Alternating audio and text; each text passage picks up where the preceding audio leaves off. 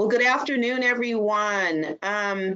It is 1:01. I'm going to give it a few more minutes to allow others to join before we get started. So we'll give it a few minutes until we get like a critical mass, and then we'll go ahead and get started. So thank you for joining us, the ones that are here on time. Might I ask?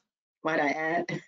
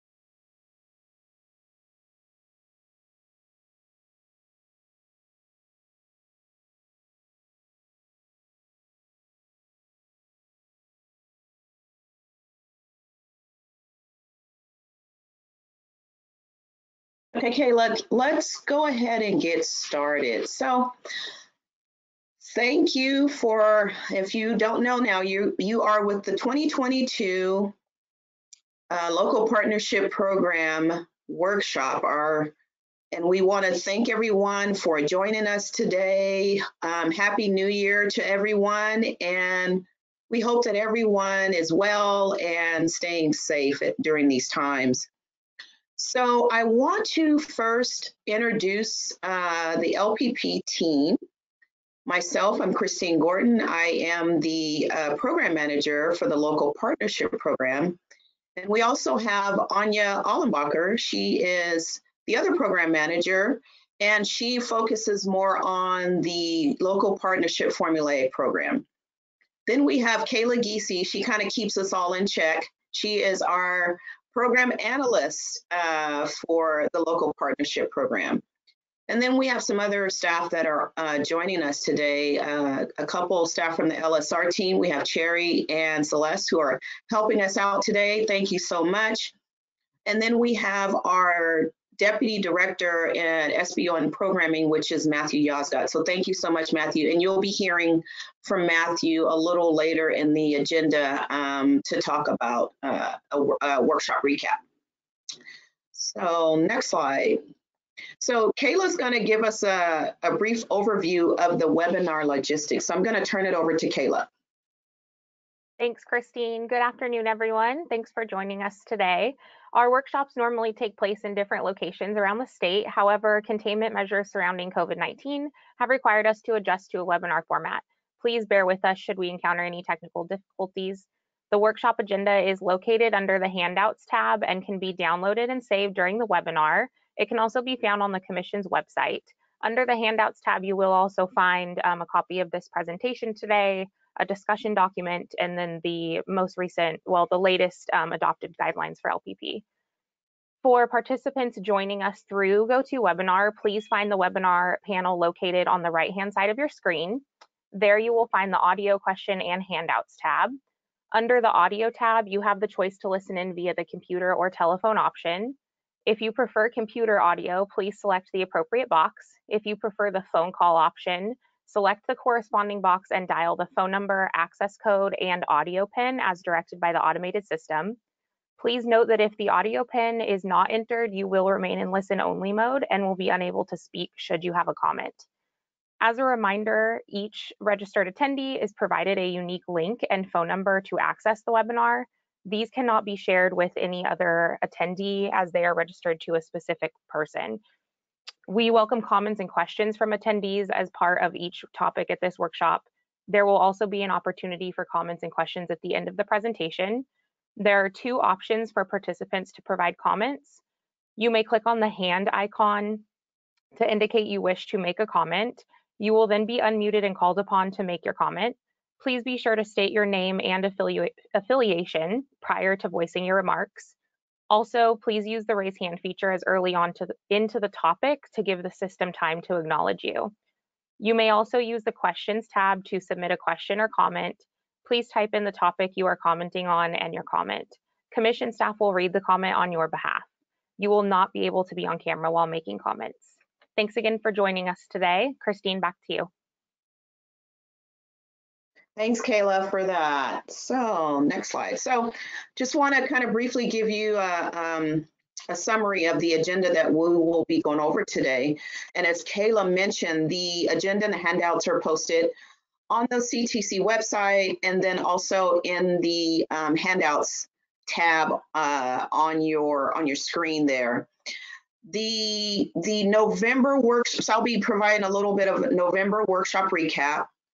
We'll talk about the December 16th equity workshop. Matthew Yozgat will provide a brief summary about that.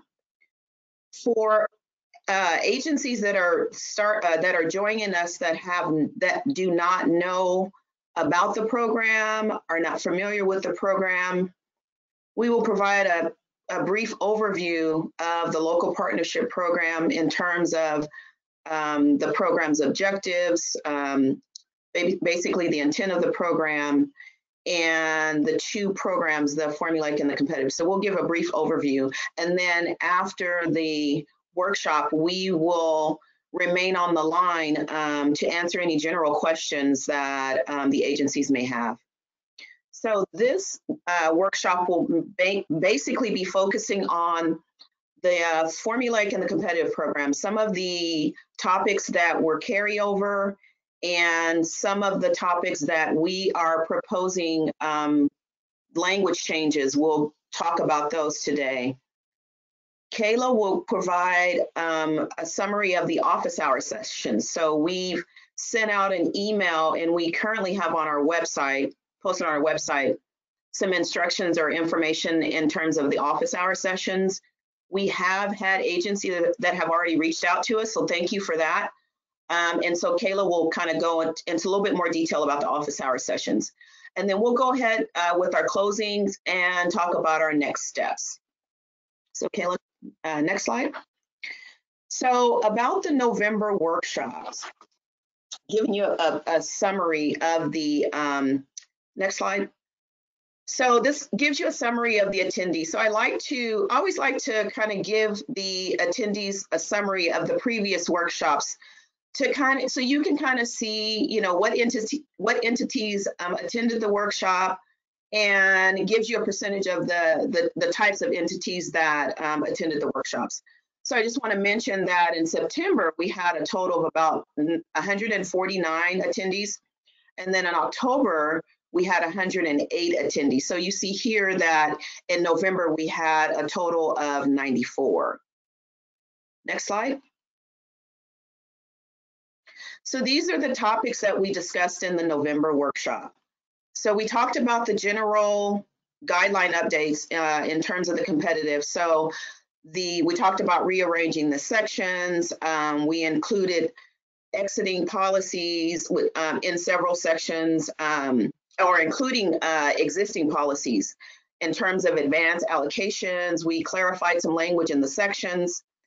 We talked about funding restrictions, specifically with the CEQA and the NEPA deadline, and we'll be discussing that today in this workshop. We also talked about the screening criteria in terms of the prioritization of the project nominations. We kind of talked about the thoughts on this current policy, and so we'll be discussing that in this workshop today. We also talked about the project rating process. We talked about the minimum funding request that we have currently listed in the guidelines based on population category. We asked for your feedback and thoughts on the current policy.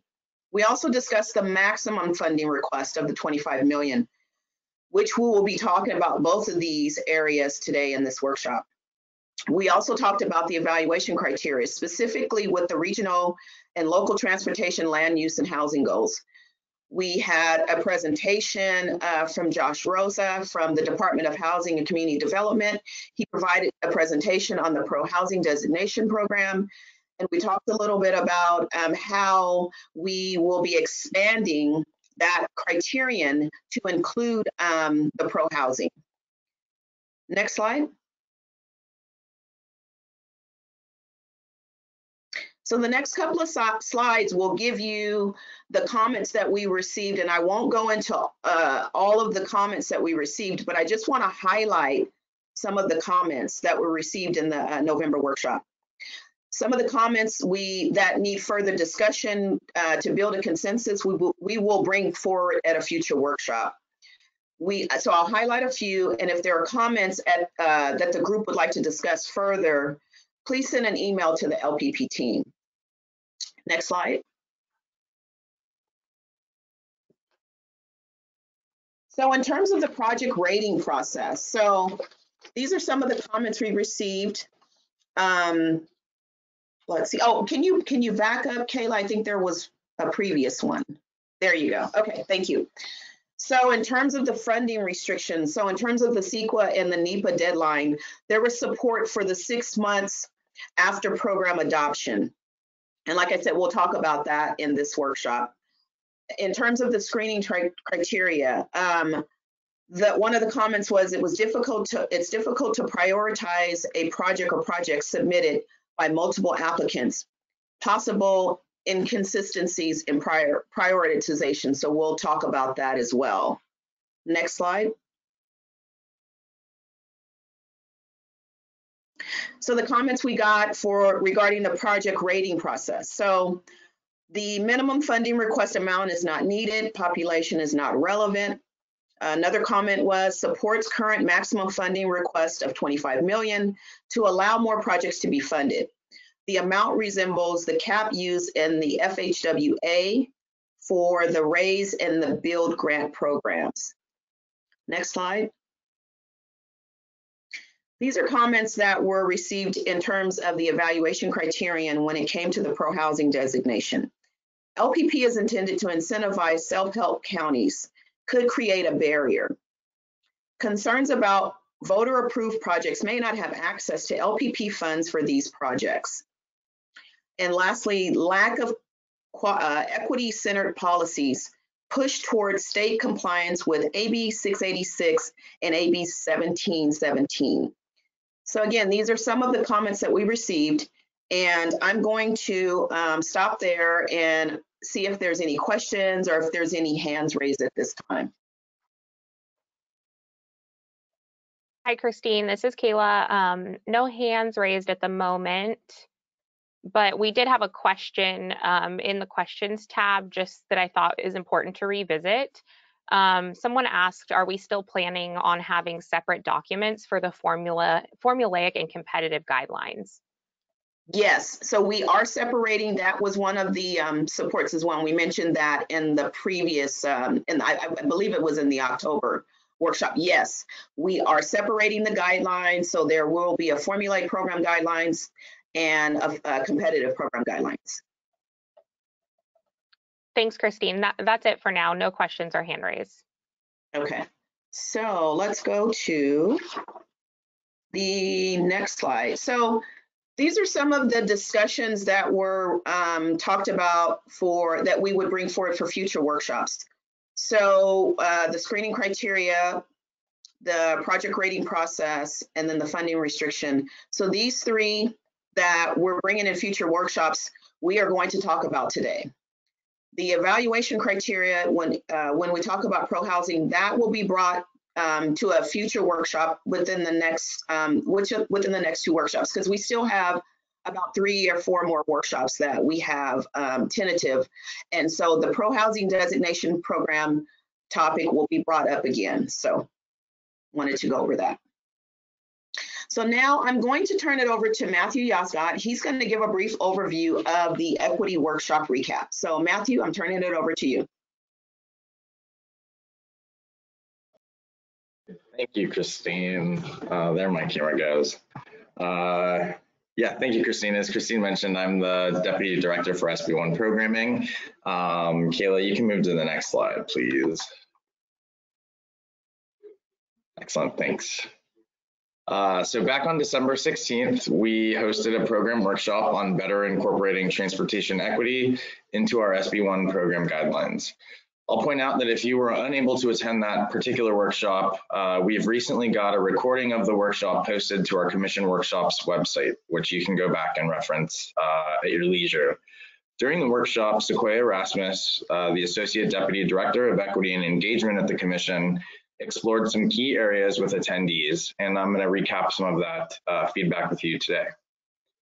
Workshop attendees shared feedback on how they would meaningfully consider transportation equity within the SB1 programs, which included encouraging early community participation in the planning process, adding community support as an evaluation criteria, and keeping the approach simple. During the workshop, we utilized Slido, which is an online tool that anonymously solicits feedback in order to learn how other organizations and our partners incorporate equity into their existing programs, projects, and metrics today. Overall, workshop participants seemed in favor of a mixed approach to incorporating equity throughout the guidelines where applicable, in addition to a standalone section as it may also be applicable. We also heard consensus around the idea that flexibility in determining vulnerable communities within project applications was viewed as a positive thing. The following slides highlight, this existing slide and the next slide, highlight some of our takeaways from the December 16th workshop. So again, on this slide, you'll see a summary of some of the feedback that we heard. To involve community-based organizations and community participation early on in the process.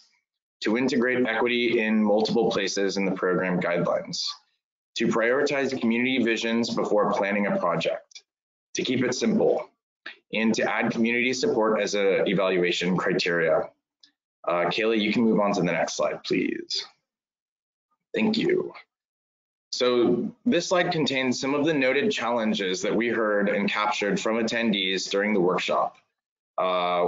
So the challenges were funding constraints to properly address the depth of these issues, localizing equity indicators within a region, lack of historical data for rural or smaller communities, an inability to fund community-based organization participation, obtaining political and general support behind these ideas, suburban and rural areas' inability to compete with the larger or more urbanized areas, and a duplication of efforts by multiple agencies within the same geographic area. So I will note that these are areas that were vocalized as possible challenges by our workshop attendees, but we're still exploring ways to address them. And I want to say that these challenges will not necessarily prevent us from exploring the extent to which we can better incorporate equitable outcomes within the SB1 programs this cycle. So that would be all three SB1 programs. The local partnership program, which we're talking about today, the Solutions for Congested Corridors program, and the Trade Corridor Enhancement program. The specific feedback we received during the December 16th workshop or at any time will be considered and synthesized into appropriate guidelines changes in each of the SB1 programs, which we will be sharing publicly later on this spring. We were encouraged by the attendance that we had and the feedback that we received during the workshop, and I strongly encourage our stakeholders to follow along with these efforts as we proceed with draft guidelines in each of the SB1 programs. The next opportunity to discuss the incorporation of transportation equity in the SB1 competitive programs will be during the February 3rd Equity Advisory Roundtable discussion, which will bring this up as one of the agenda topics. So the entire roundtable will not focus on this, however, it will be one of the items discussed. We're also tentatively planning for a second standalone all SB1 competitive workshop, program workshop on better integrating transportation equity, probably within the March, give or take, couple weeks time frame, March this year. So with that, unless there are any comments or questions, I'm going to turn the presentation back over to Christine. And thank you, Christine, for sharing some time to recap our efforts. Thank you, Matthew. So I'll give it a couple of seconds to see if we have any hands raised or any questions.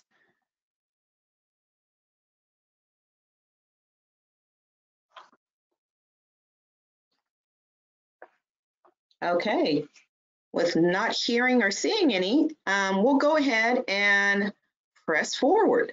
So now what we will be going over now is a program overview. So like I mentioned, this is for general program information.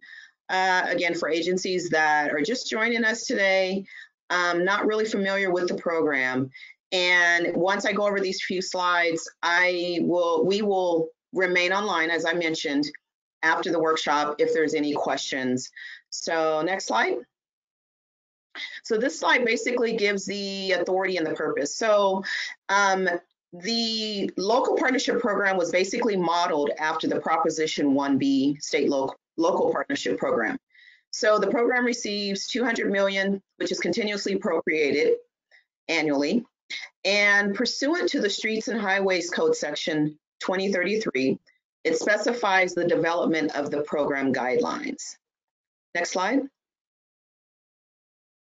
So this provides the objectives of the program. So pursuant to Street and Highway Code Section 2032, it provides funding to counties, cities, districts, and regional transportation agencies that have either voter-approved fees or taxes dedicated solely to transportation improvements, or that have imposed fees, including uniform developer fees, dedicated solely to transportation improvements.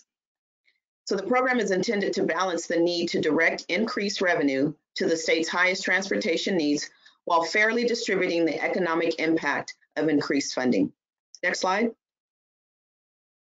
So this slide gives you a breakdown of the current distribution of the funds.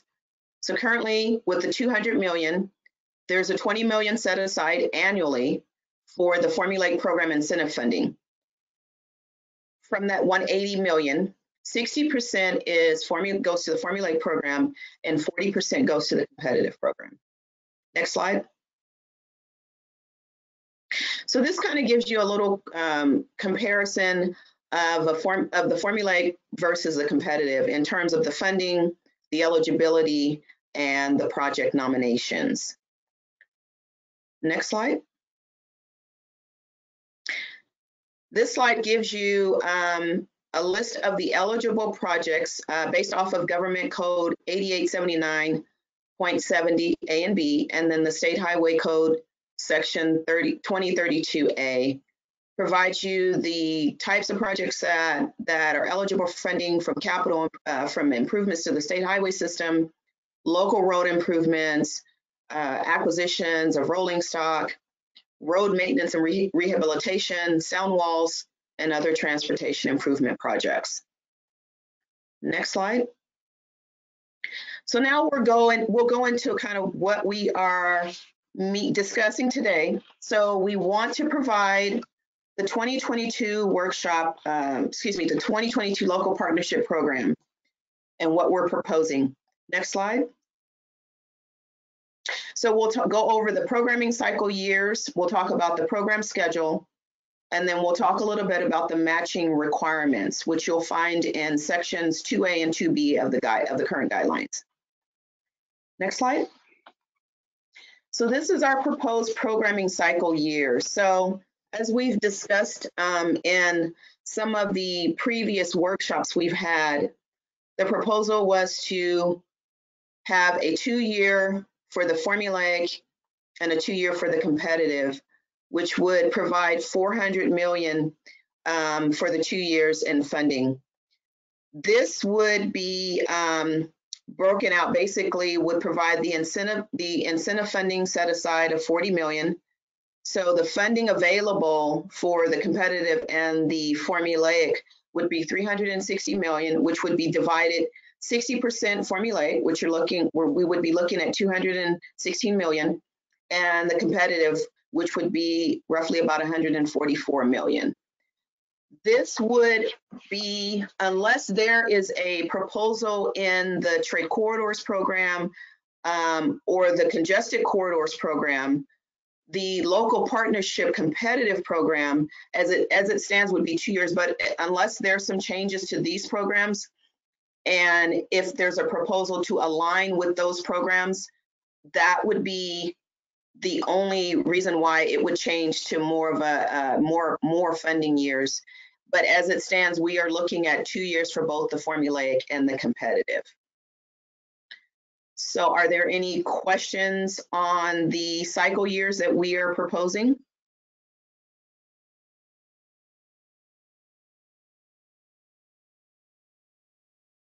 Hi, Christine. No hands raised at the moment, and we don't have any written questions coming in.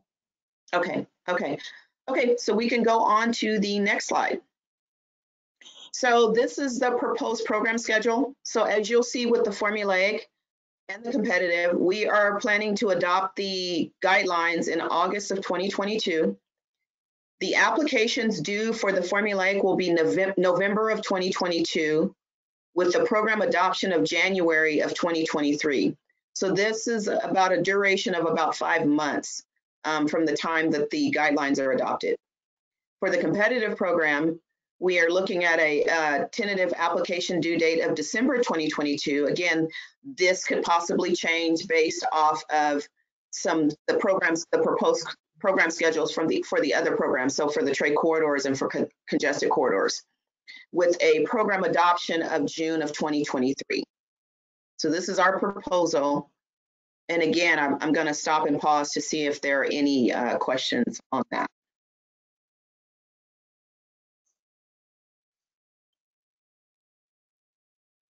Hi, Christine. No questions or hands raised at the moment.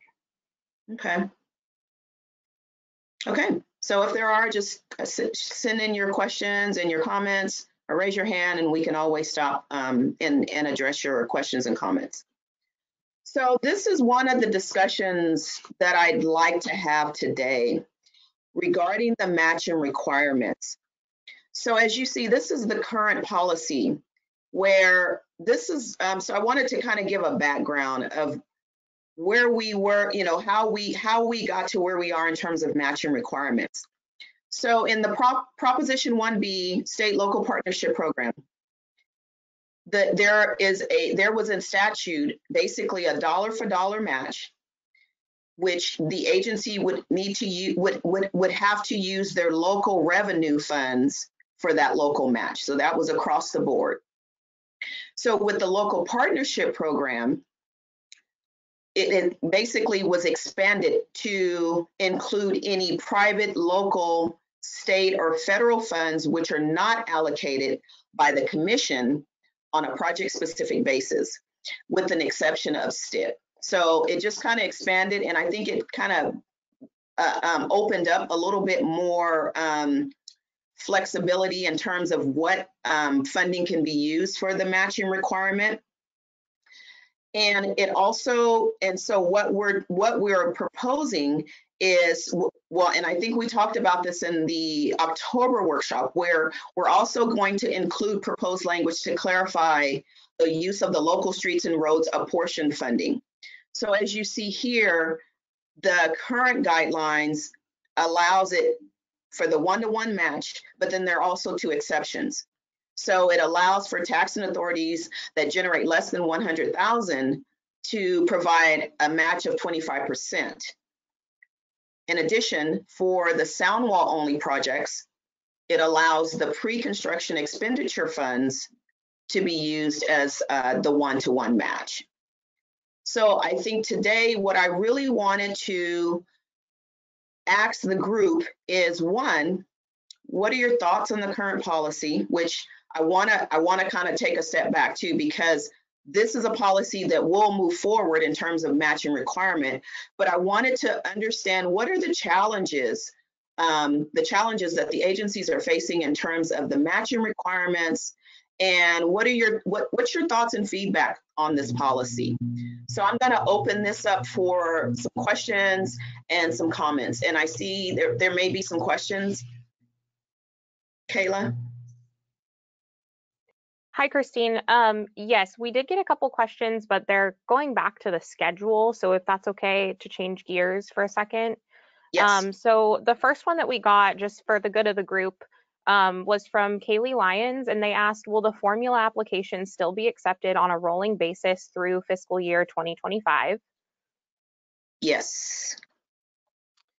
Okay, and then the next one that we received from Jillian Guizato at our CTC, they asked if just to confirm that the schedule is still subject to change depending on where trade corridors and congested corridors land. Is that correct? That is correct. That is correct. So far, that's all we have for written questions, and I'm not seeing any hands raised at the moment. Okay. Okay. So I'm gonna give it a few minutes because like I said, I really would like to get some feedback on the thoughts of this current policy in terms of the matching requirements, because I know it's come up in some of the workshop discussions, and so I really wanted to open it up to have that kind of discussion on this. Christine, we did receive a comment.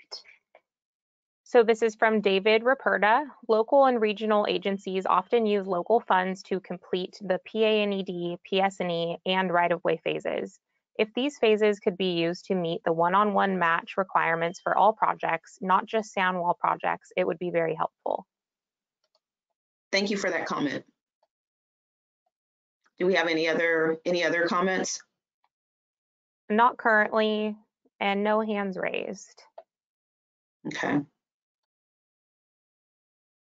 Okay, so we'll move on, and then we'll give them, if you have any comments, please bring them in, and then we'll talk about it. We'll go back to the slide if we need to go back to that. Christine, this is Kayla.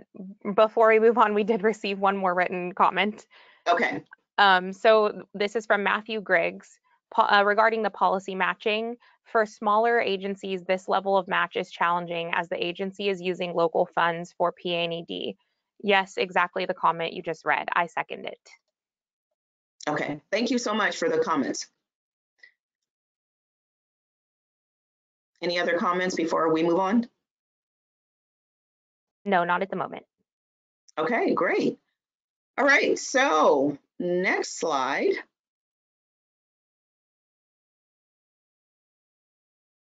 So I'm going to pass over the torch, and I'm going to have Anya Allenbacher. She's going to present the items for the formulaic program. So Anya, take it away. Thank you, Christine. As Christine mentioned, I'm Anya Allenbacher, and we'll be going over some of the items for the formulaic program. And Kayla, you can go to the next slide. Thank you. So specifically, we'll be discussing some parts of the distribution section, section 1A in the 2020 LPP guidelines, and also the funding restrictions section, which is section 3A in the guidelines. And as mentioned earlier, there is a discussion document that includes the proposed language that we'll be talking about. So if you want to follow along there, and then if you're following along in the 2020 LPP guidelines, I do have the section and page numbers noted at the top of each slide that we're for the topic that we're discussing. Okay, so next slide, please. Thank you. Okay, so at the October workshop, we focused on the formulaic program, and we had proposed new language for the distribution section. What I want to focus on right now with this section is the discussion we had for the distribution factors. So after the feedback we received at the October workshop, we went back and reevaluated the language that we had proposed. And as noted on the slide here, we are withdrawing the previously proposed language.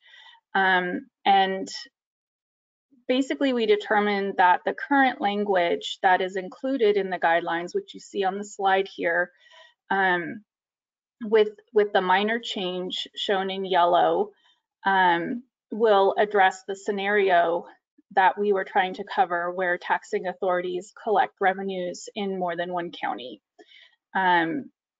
So that's what we're proposing, is just to add this minor change to the existing distribution factor and withdraw the previous language. So any questions, comments on this proposal?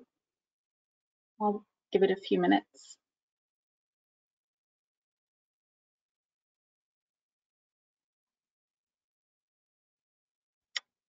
Kayla, any questions or comments popping up? Hi, Anya. Yes, we received one written question so far. This is from Nafili Barrett regarding matching with the funding floor set at 200,000. Do agencies that generate between 100,000 and 200,000 in revenue still have a one-on-one match requirement? So let Christine pop back on. Yeah, I was getting ready to pop back on. Okay. So Nafili, as I understand your question, so you're asking about the current policy where agencies less than 100,000 only provide a 25% match. That is remains the same. Actually, we are looking at some proposed language to revise that, because I know that the current minimum funding request is, the funding that's provided to agencies is the 200,000. So we want to make sure that it at least matches that, at least in that section. So yes, they will still, for now, but we are looking at the matching requirement language currently. So we're looking at revising that. Anya and Christine, we do have a hand raised, so I'll turn it to Celeste. Okay. Thanks, Kayla. Sarkis, you're unmuted. Thank you. Hi, Christine. Hi, Anya. Hi, Sarkis. Can you guys give an example of how this would impact either the north or the south? Like if there's already one county that has a sales tax measure, but then all of a sudden, like they're within a mega region with another sales tax measure, how do the other counties get impacted by this new language? So the impact would be the same as it would be if it was just one county that has a new measure that shows up in it. So instead of just one county being impacted, it would be the two or more counties. So it would, yeah. And I guess I can add to that, Sarkis. As an example, we have, and I guess I could use the example of the Sonoma and Marin, where you have it in two counties, and those counties may have their another measure. So you have like two measures in those counties.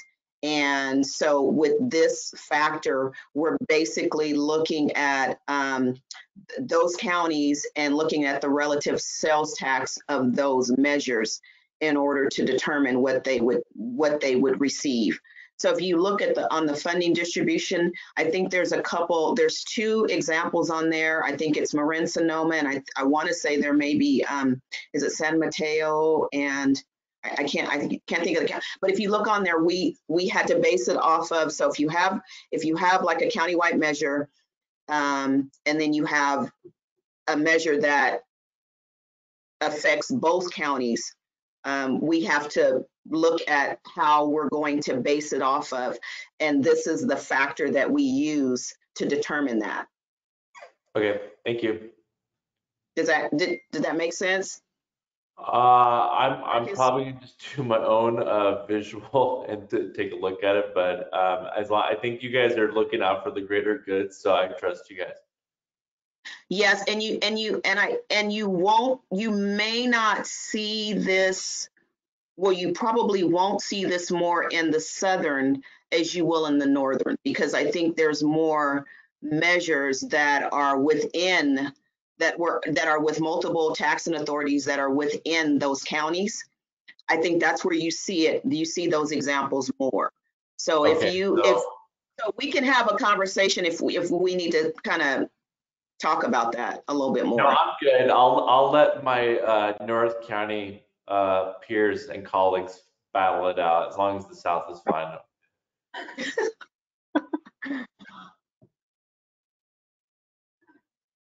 Okay, are there any other questions or comments, Kayla? Hi, Anya. Yes, there's one hand raised, so I'll turn it to Celeste now. Thank you. Kenneth Cow. Hi, Christine and Anya. Good to see you again. It's Kenny from MTC. Since Sarkis raised it, maybe we should just take some of that money from Southern California. No, I'm just kidding. I think, I think generally this makes sense. I'm trying to remember if I'd asked previously to see if we can see like an example of how this would work. And I don't know if I should just look at like what you did already for the Marin and Sonoma example. But I think that might be also helpful just to visualize it so that we kind of know what we're getting into. So that's my only comment. Thank you. Yeah, so I think that's exactly right, Kenny. If you look at the current funding distribution, you'll see an example with the Sonoma Marin how it's listed, where they're kind of listed under both counties to show that that the tax is being collected in both counties. Oh, okay, great. I'll have a look. Thanks. Mm-hmm. Yeah, and then I'm looking at the distribution. You also want to take a look at, it was San Mateo, so where you have two taxing authorities. So you have the San Mateo County Transportation Authority, and then you have the San Mateo County Transit District. And then the San Mateo County Transit District has two measures. The San Mateo, so we have to, so this is when we have those type of instances, this is what we have to base it. This is the factor that we use in order to determine that. So like I said, if you wanted to have a further discussion, we can do that. Yeah, and I think this language really, like adding county or adding or counties after that part there in the yellow reflects what we have been doing. And I think that's where we were trying to get to with the language, and this was just a simpler way to do that. And I think what brought up this this issue was the measure from, I believe it was Caltrain, where it's collected in 3 different counties.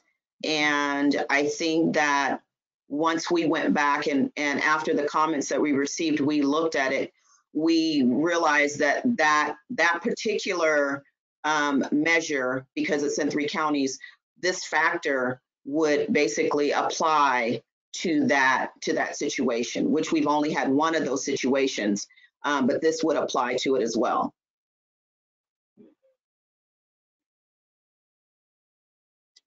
So Kayla, or Celeste, I'll ask if there's any other comments or hands raised. Hi, Anya. No hands raised or written questions at the moment.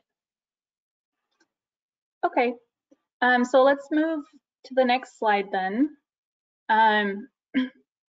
So this is the current policy for the minimum annual formulaic funding amount.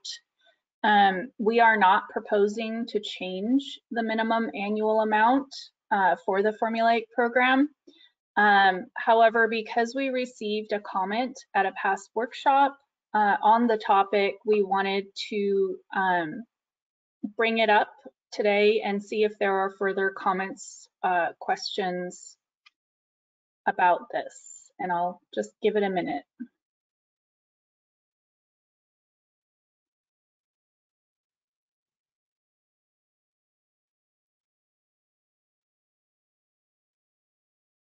Okay, I don't see any hands raised. Do you, Celeste or Kayla? No, not seeing any, Anya. Okay, thanks. And if there are questions or comments on this, on the minimum amount, feel free to put it in the question section, or you can get in touch with us at any time. So we'll go to the next slide.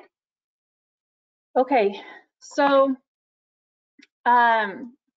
at the October workshop, we proposed moving the unprogrammed formulaic funding information from the distribution section to the programming section. We also proposed various language clarifications regarding the programming and allocation deadlines. And we had also discussed an optional deadline for subsequent project nominations. If you remember, so Christine talked about the initial project nomination deadline for the initial programming. That was in the previous slides. But then for the formulaic program, you are allowed to continuously submit project nominations. And that's what I mean by the subsequent project nominations. But based on our discussion at the October workshop, we're not going to move forward with that proposal as there wasn't support for that. So I did want to discuss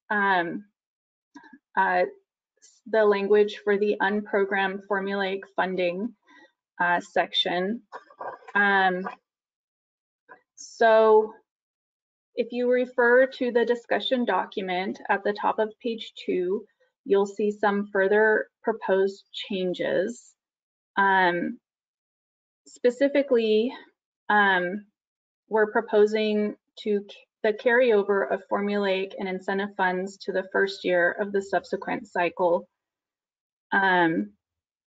And because 2022 will be a 2-year cycle for the formulaic program, as Christine mentioned earlier, we are proposing that taxing authorities have until the end of the first year of the subsequent cycle to utilize their funds. This will allow agencies up to 3 years to program and allocate their formulaic and incentive funds.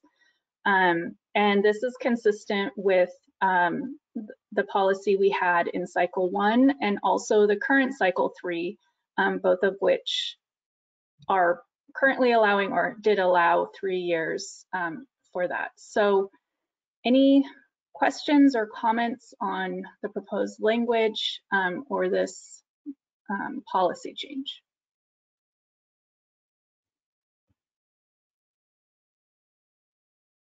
Hi, Anya. No hands raised or written questions at the moment.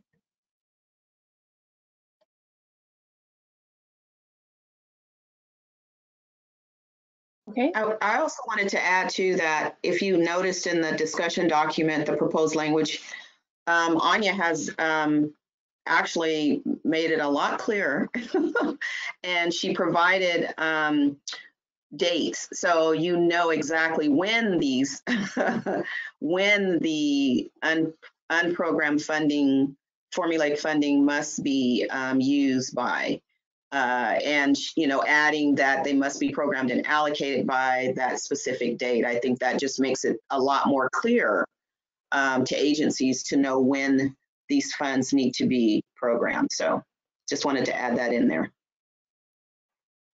Yes, thank you, Christine. No, that's a great addition. And the April 30 of the last year that you're able to program funds remains consistent with the current cycle as well. So, okay. Hi, Anya. We did receive a written comment. Okay. So this one is from Kaylee Lyons. The changes shown in the discussion document are much more clear, and the San Francisco County Transportation Authority supports the changes. Thank you, Kaylee. Okay, so let's move on to the next slide.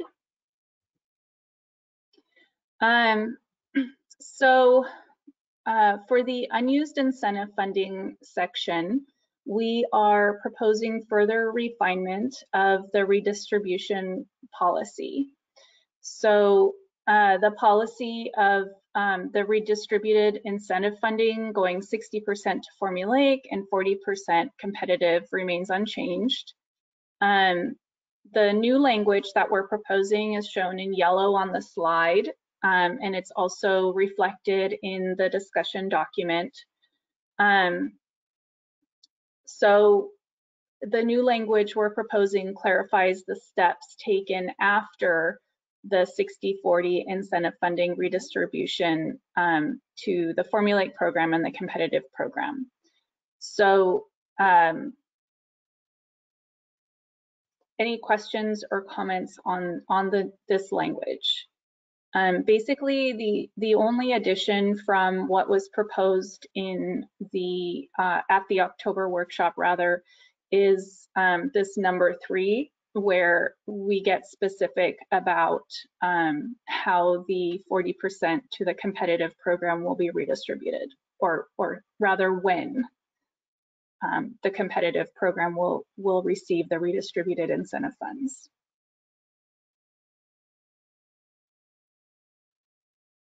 Okay, any questions or comments on this, Kayla or Celeste? Hi, Anya. No written questions and no hands raised. Okay, great. Well, let's move to the next slide. So the last thing I wanted to review was the funding restrictions section, which is section 3A, page 11 in the 2020 LPP guidelines.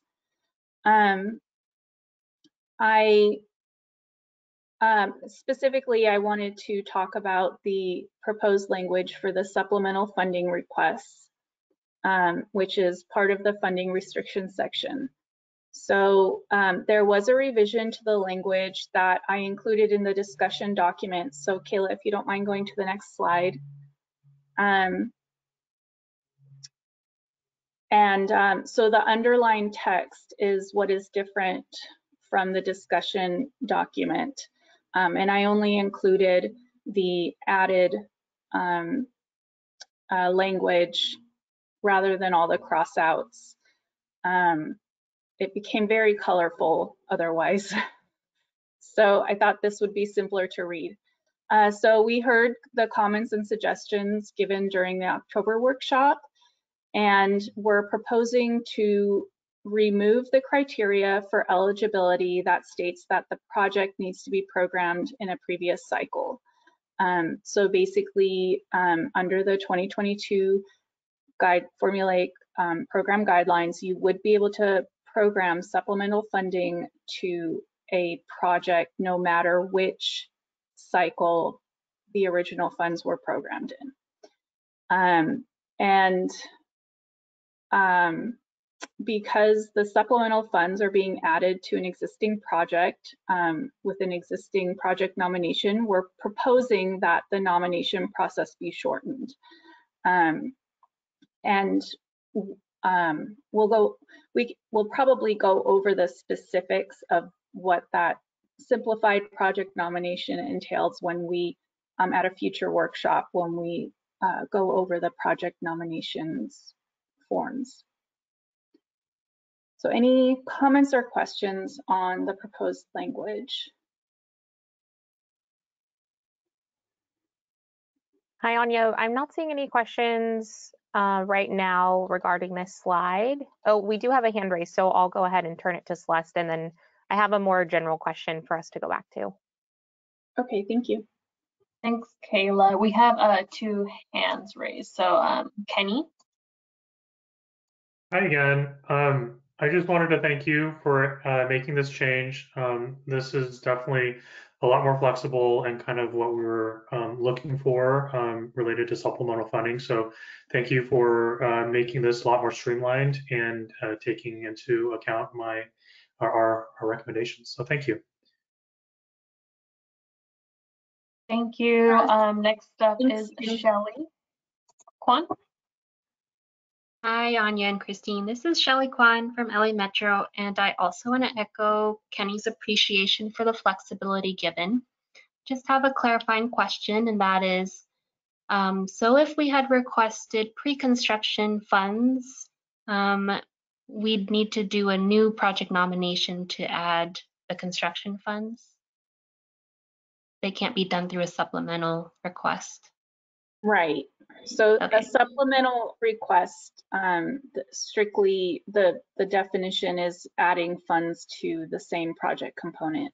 And I believe that's the same through all of our programs that allow supplemental funding.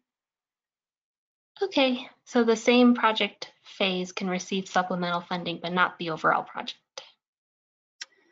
So yes, but Okay. you can nominate the project again for a new phase, and that would be considered a new project. But yes, so it is possible to ask for formulaic funding on the same project in a different phase. It's just not called supplemental funding. I If see. that makes sense. That makes sense. Okay. Okay, thank you for clarifying. Sure. That's it for the raised hands. Okay, thank you, Celeste. Anya, we do have a more general question going back to incentive funds. Someone asked if you could explain what incentive funds are. Sure.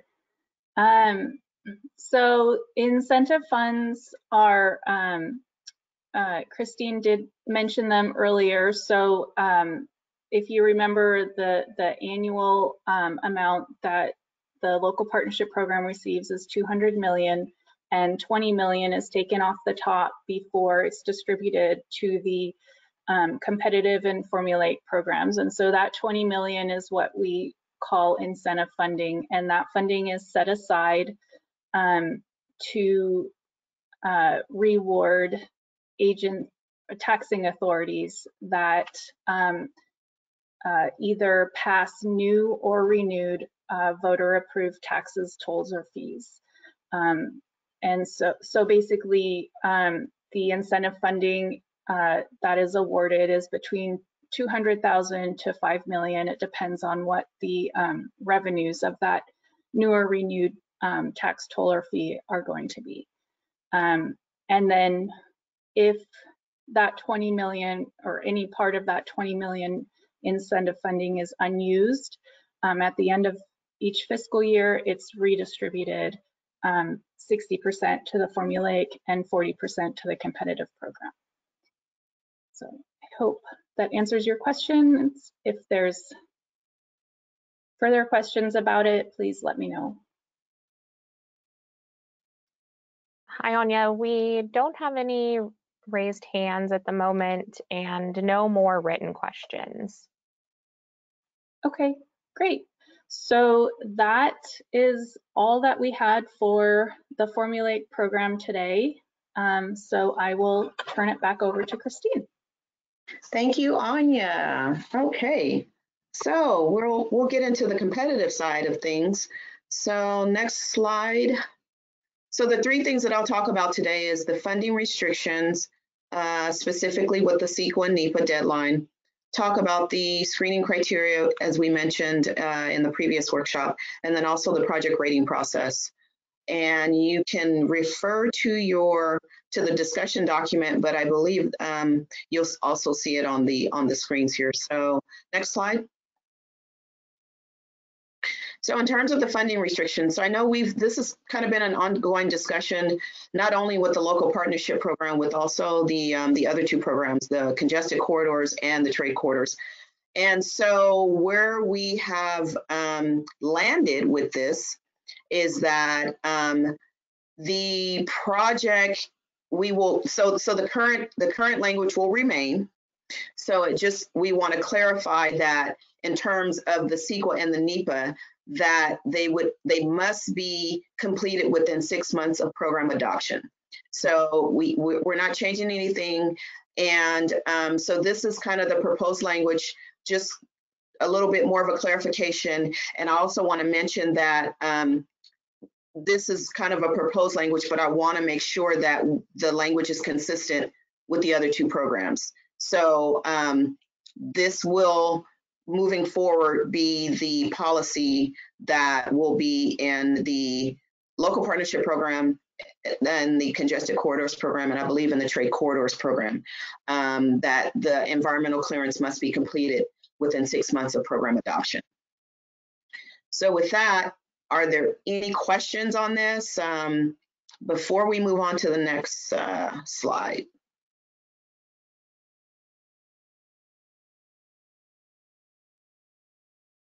Hi, Christine. No hands raised and no written questions. Oh, hang on, I spoke too soon. Okay. Okay. So we do we do have one just clarifying that is the program adoption for the fund cycle. That's correct. So once the program is adopted, the agency would have they would have to get those environmental clear within 6 months once it's adopted. So for instance, we adopted the 2020 in December. The agency they had to have their environmentals cleared by June of that following year in order to kind of stay within compliance of this policy. So thanks, Christine. We do have just another question that came in asking, is there a certain level of CEQA NEPA that must be developed prior to application? As in a certain percentage complete prior to application? You know what? No, I don't believe so. And I'm gonna let Matthew chime in, but I don't think that there's a percentage of the environmental that needs to be completed. I just know that the completion of the environmental is what we're referring to here, that must be completed. So it has to be completed within those 6 months. So I don't think there's a percentage of level of when the project is submitted during the application period. And Matthew, I'm gonna.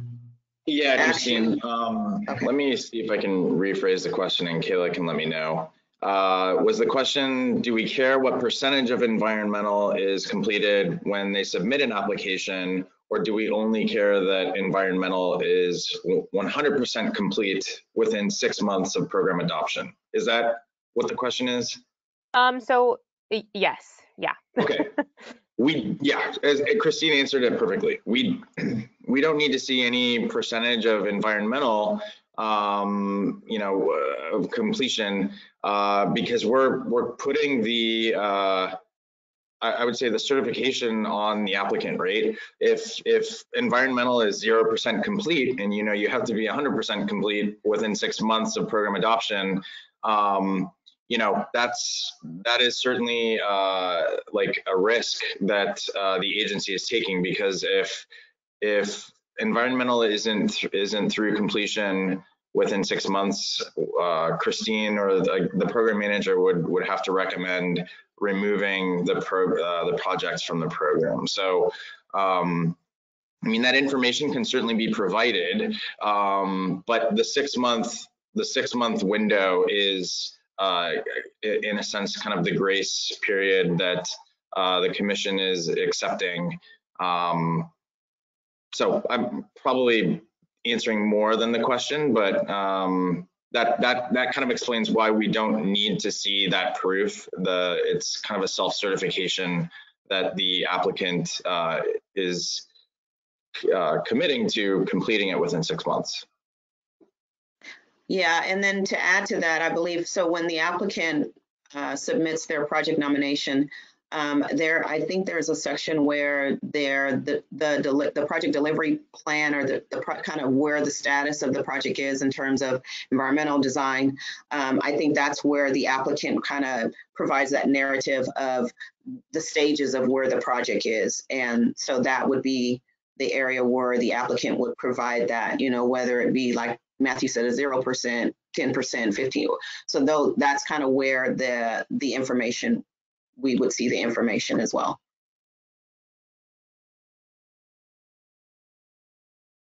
Thanks, Christine. No written questions or hands raised at the moment. Okay, all right. So if we can always circle back on this if there are additional questions. Okay, so the next one, I wanted to talk about the screening criteria. So I know we talked about this in the last workshop. And so this is kind of the proposed language that I've included. So want to make clear that although we are still recommending the applicants submitting multiple project nominations to clearly prioritize their project nominations, we're proposing to remove the sentence where it talks about the multiple applicants priority submitting, a project submitted by multiple applicants. So if we have two agencies that are submitting the same project, we are removing that because of one of the comments mentioned, the inconsistency. So one agency may say, yeah, this is my top priority, where agency 2 may say, well, this is our 4th priority, right? So basically to take that, burden off of the multiple applicants, we're removing this sentence, but keeping the fact that the agencies, if you're submitting multiple project nominations, that you must clearly prioritize your project nomination. So with that, are there any questions on this topic?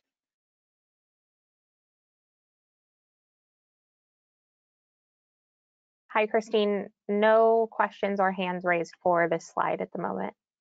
Okay. And then lastly, next slide.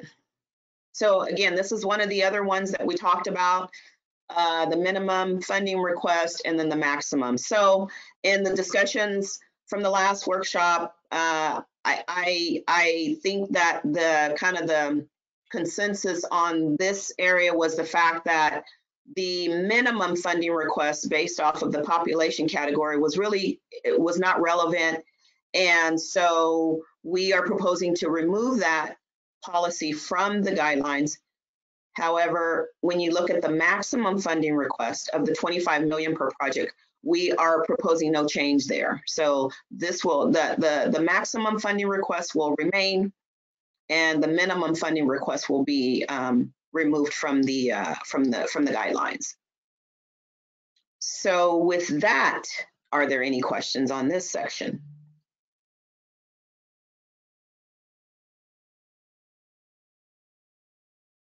Hi, Christine. No questions or hands raised on this topic yet, but we do have 2 questions for the 2 previous questions, if you don't mind going back. Yeah, we can go back. Okay, so the first one is regarding CEQA and NEPA again. Just another clarifying question. The 6 months time frame for CEQA and NEPA is being proposed for the guidelines at this time, correct? So currently the guidelines require the CEQA and NEPA to be done at time of adoption. No, so the current policy is that CEQA and NEPA must be completed within 6 months of program adoption. So that's an existing policy. It hasn't changed. So I think what the proposed language, as you see on the slide, the previous slide, is we're just clarifying that it's CEQA and NEPA. But the current language that you see in white is currently in the guidelines. So that policy is current. Thanks, Christine. And then the next one is regarding the project priorities. Kevin Busey wanted to know if you could provide an example of this change. So the change is removing the language that the last sentence where it talks about, so for instance, like I said, if there are two agencies that are submitting one project, this language here says that those applicants, both of those agencies, must prioritize that project nomination, right? I think the challenge that agencies that have expressed is the fact that there could possibly be some challenges in terms of what agency 1 deems as their priority and agency 2 deems as their priority. So to alleviate that, by striking this information out, it no longer puts kind of the burden or where those 2 agencies have to be consistent with their prioritization of that project.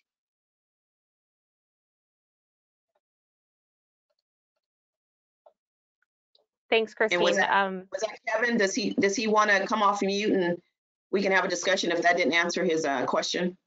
Kevin, if you need more detail, go ahead and raise your hand and we can take you off mute.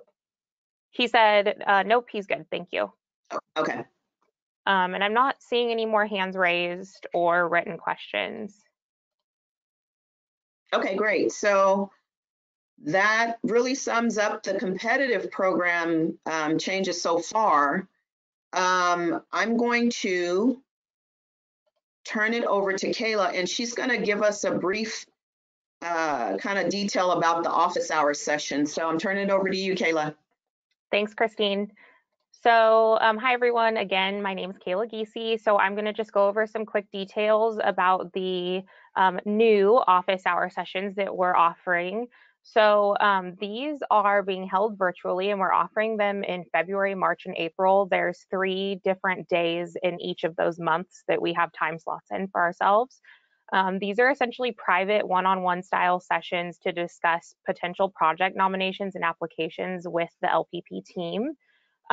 They're scheduled on a first come, first served basis. So we're filling those time slots as we get requests in. And in order to submit a request, you just have to complete the Google form that you'll be able to find on the link on the screen. It's also on the LPP website. If you download this PowerPoint, you'll be able to access that link. Or you can email us if you need help. We can send it over to you. So you'll complete that form, and then once we receive your submission, we will send you, the LPP team will send you another email just confirming, getting some more details, and then an invite after that. You can forward the invitation to anyone else on your team that needs to be included in the meeting. And we also, since we've gotten a few questions regarding this, we're doing our best to utilize our time if you want to discuss congested corridors and trade corridors, to include all 3 program managers in those meetings so that we can just take care of it in one session. So we are doing our best with that. It's no guarantee, but on the form you do have a section to let us know if you're interested in either trade corridors and congested corridors, or both, all 3, whatever, and we can go ahead and try to figure out how we can get those all into one session. So if you have any questions regarding filling out the form, or you need assistance, you can go ahead and contact me. My contact information is on the LPP webpage or the end of this presentation, or go ahead and send an email to the local or the general LPP email box too. We all have access to that. And of course, Christine and Anya can be helped too. So I think that's it for me, Christine, unless there's any other details you think that I missed regarding the office hour sessions. No, I think you covered it well. Thank you, Kayla. So I'll wait a few minutes before we kind of wrap this up and go over if we have any questions or comments. So do you have any questions or any hands raised at this time? I'm not seeing any. So again, just go ahead and shoot us an email if you guys have any more questions regarding the sessions, and we can help you. Okay. All right. So this is the time where we ask, are there any other questions or any burning comments that anyone would like to make about anything? What we've talked about today, you know, maybe some comments about topics you'd like to see. And yeah, so we're opening it up to the group. So this is your time.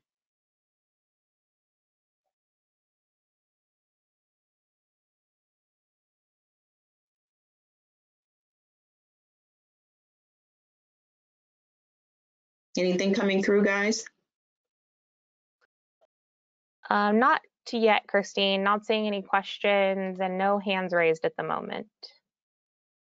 Okay, so what I'll do is I'll provide a little recap of this workshop, and while we're doing that, maybe something will come through. So these are some of the key topics for our future workshops. So any carryover, the carryover topics that we are going to bring forward for the formulaic program will be the program amendment section, and then the project cost savings. This has been one of the items that we've talked about previously, but we wanted to, we're going to bring this back again to talk about this a little further, so we understand kind of what direction in going forward in terms of cost savings in for the formulaic program projects. And then for the competitive program, we will be bringing back the equity, how we're going to be incorporating or integrating that into the program. In the evaluation criteria, we talked about the pro-housing designation program and how we're going to expand on one of the current criterions to include this, so we'll bring that back forth. We'll also talk further about the matching requirements and some of the proposed language that we want to include in the 2022 cycle. We'll also talk about the project nominations and the performance metric guidebook, and those will be brought forward in a later workshop. And if there's any other topics that you do not see on here for future workshops, please raise your hand.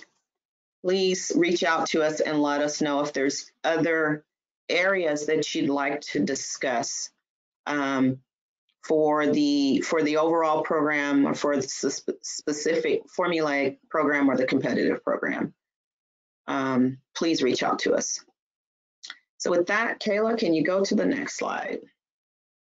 So in closing, just want to give you a recap of what we talked about today. So we gave a little overview of our November workshop.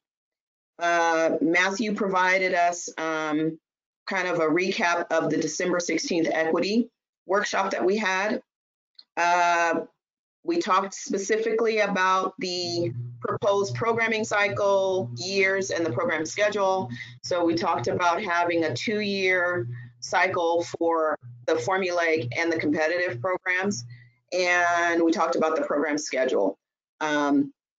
We talked a little bit about your thoughts on the matching requirements. You provided some feedback to us, so thank you very much on that.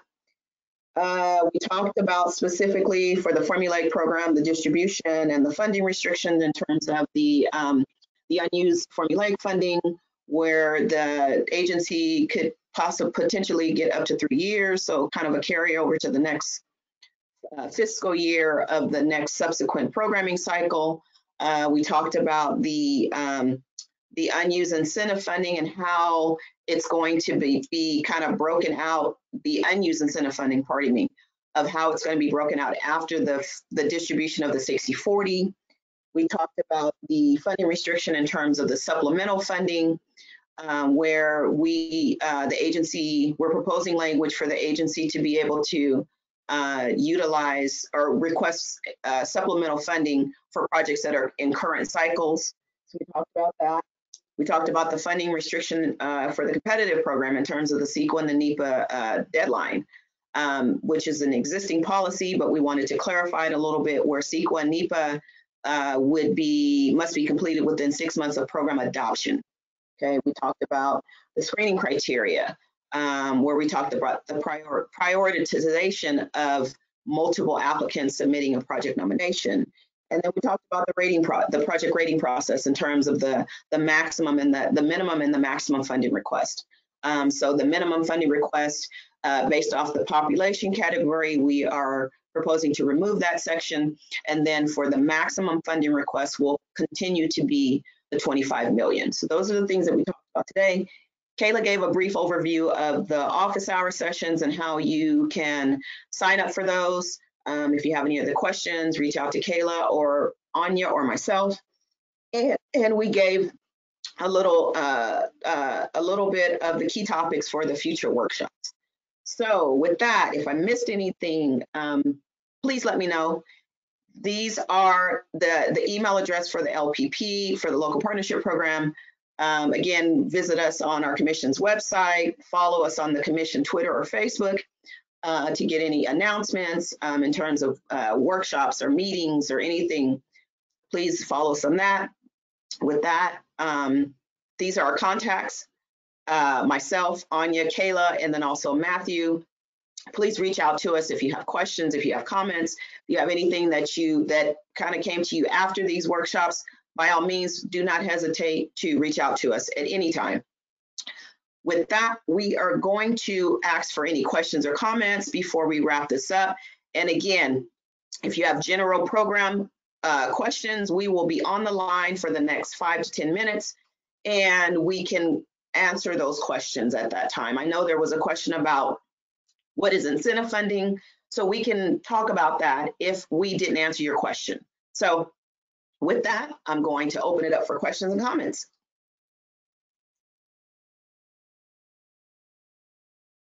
Hi, Christine. We don't have any outstanding questions quite yet, and no hands raised at the moment. So great. Well, again, it is always a pleasure. Thank you all for attending the workshop. Hope you are staying safe.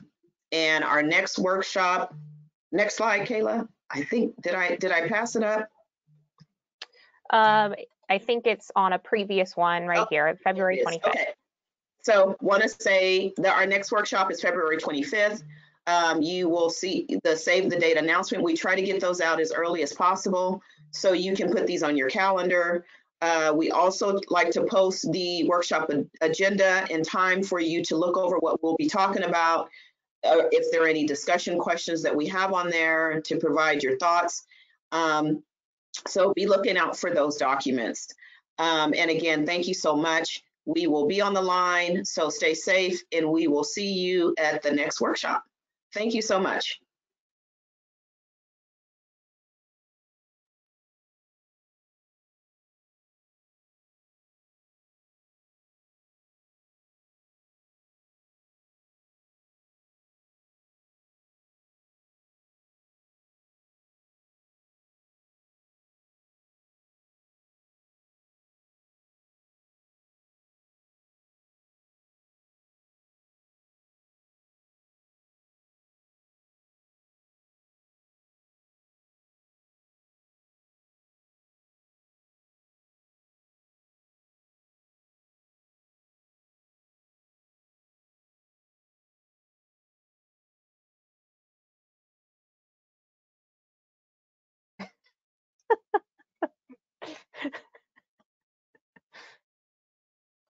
Is that George or Theo? That's Theo, right? Is that George? He's making a workshop appearance. No, this is Theo. That's Theo. Okay, that's what I thought. Yeah, he usually attends these workshops too. Figured he'd say hello. There's only like 10 people on right now, so. He's like, put me down. He was laying down. Yeah, I just disrupted him. Christine, I'm not seeing any questions or hands raised. Okay, let's give it a few more minutes, like to like 2:30ish, or because it looks like a lot of people are leaving. So yeah.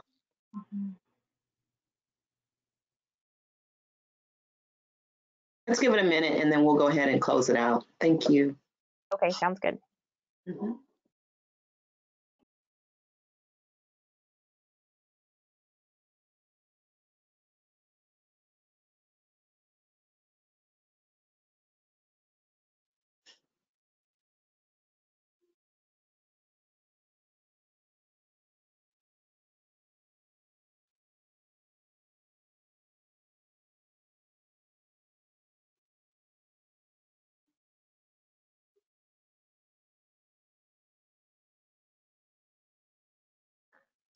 Well, thank you all. We have not received any questions or comments, so we thank you so much, and this concludes our workshop.